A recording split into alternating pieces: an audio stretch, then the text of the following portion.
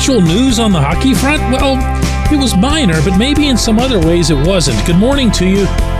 Good Monday morning. I'm Dejan Kovacevic of DK Pittsburgh Sports, and this is Daily Shot of Penguins. It comes your way bright and early every weekday if you're into football and or baseball. I also offer daily shots of Steelers and Pirates in the same place that you found this. J.D. Forrest was fired yesterday as the head coach of the Wilkes-Barre Scranton Penguins. The same happened to Kevin Porter, one of his assistant coaches. And it's never really very easy to evaluate minor league coaches because they come with a dual task. One of them is to develop the players. The other one is to win games. If that can happen hand in hand, that's the ideal scenario, meaning you'd have a bunch of AHL young guys who rip up the league and then make it to the next level and continue ripping up the next league. That's your dream scenario. I am nowhere near qualified as someone who does not cover minor league hockey to speak to whatever kind of jobs Forrest and Porter might have done. I am, however, intrigued by the following written statement that was put out by Jason Spezza, who's Kyle Dubas's assistant general manager and the one who's in charge, I think anyway, of development in the organization.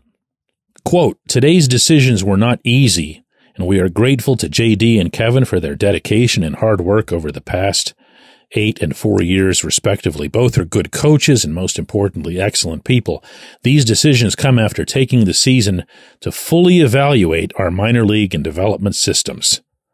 Okay, that's all pretty boring, but the rest of it might not be. Listen to this. Quote, "As we enter into an era where each of those systems operating at an elite level becomes paramount to the future of our entire program, we felt it would be best to take this time to make the changes that our management team deems important to reaching our goal of having Wilkes-Barre become the premier developer of players and staff that can help the Pittsburgh Penguins win Stanley Cups." End quote. Now, again, if you want to parse into that as to what went into their firings because of how it relates to them, go nuts. I actually, not to sound cold, but really don't care about that. Don't focus on that. I'm way more interested in what Spezza and or the author of this statement would have had in mind by saying that the Penguins are entering into an era of any kind. Like, what does that mean? They traded Jake Gensel for, a couple of prospects and a pick. But that's not an era, that's one trade. To have an era, you would think that there would have been a whole bunch of trades in the Jake mold.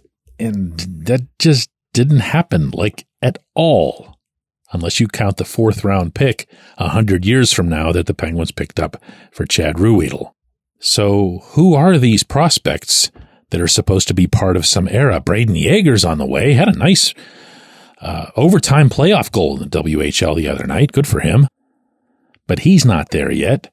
Owen Pickering, another 1st-round pick, was called up to the team but was a healthy scratch, which, by the way, says a whole heck of a lot about your player development, as a priority, I should add. And the rest of who's down there, a quarter of the roster was made up of players for those 2 playoff games. They were eliminated, by the way, by Lehigh Valley in a best of 3 just immediately, 2 straight. Those players that were down there that were loaned, I guess you could say, by the Penguins were, Valtteri Puustinen and Jack St. Ivany and guys who really should be in Pittsburgh next season. So once more, what era is being entered here? And just as decisions like this aren't made unilaterally by someone at an assistant GM / director of development role, so too are statements not made without being cleared In other words, Kyle Dubas would have had a whole heck of a lot to do with this. I don't want to sound all conspiratorial here. This is actually really, really obvious. And this announcement of these two firings easily could have occurred without that line in there about how the Penguins are about to enter into some kind of era. Spezza, for anyone who doesn't know, is Dubas' right-hand man in every way. He's visible with Dubas at almost all times. None of this occurs unilaterally. Meaning, unless it's Dubas making it occur unilaterally, since he's not only the general manager, he's also the team's president of hockey operations, and probably several other titles he'd like to add to his business card. So I just thought I'd bring this up. I'm not at all opposed to the idea of the Penguins building up a nice AHL team from which they can bring up real live hockey players to play real live hockey and supplant older guys who either don't want to or can't anymore. For myself, I'd love to have a situation where instead of just saying, scratch Riley Smith or shoot him to the moon, I'd be able to give you a player and say, hey, here's the left winger in the AHL right now who really ought to be driving this way across I-80. I don't have that. I can't pound the table for Jonathan Gruden. When we come back, J1Q.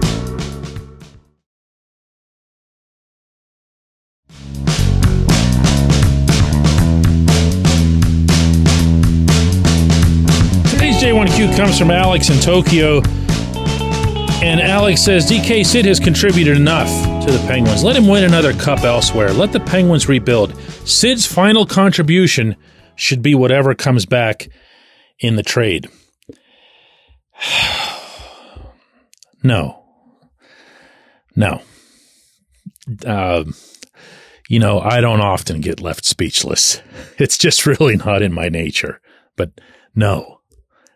There's a lot of different ways I can try to answer this, and I can get into everything that Sid's meant to this franchise, to this city, to the community, to the people within this city, to the places, the small shops, groceries, and other stores that he would take the Stanley Cup to whenever it was his to usher around.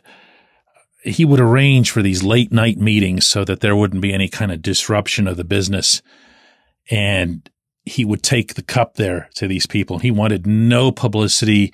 It's not anything that even the team wasn't along. There weren't, video cameras or TV crews or anything to document any of this. You would just hear these stories from the people after the fact, who were so grateful and so mind blown that someone of this magnitude could think of them for even a few minutes.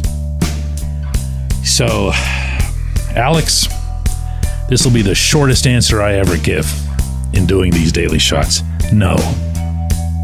I appreciate the question anyway. I appreciate everybody listening to Daily Shot of Penguins. We're going to do another one of these tomorrow.